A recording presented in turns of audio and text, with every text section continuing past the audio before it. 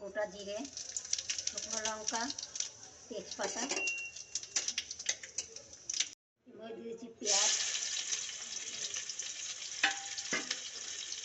আদা আর রসুনের গুঁড়ো করা,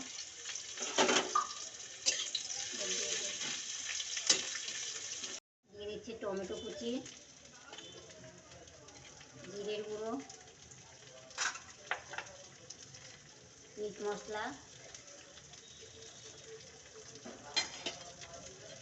হলুদ, পরিমাণ মতো লবণ, এটা দিয়ে ভালো করে কষিয়ে নেব।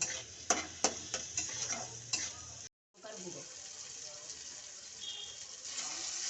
মশলা কষানো হয়ে গেছে, এর মধ্যে দিয়ে দিচ্ছি সেদ্ধ করে রাখা মটর আর আগে থেকে সেদ্ধ করে রাখা আলু।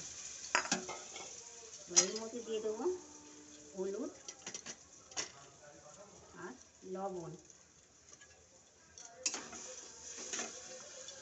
দিয়ে দিচ্ছি জল আর হালকা মিষ্টি।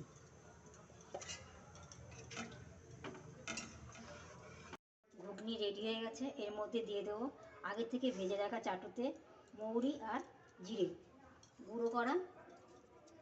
এবার দিয়ে দেবো গরম মশলা,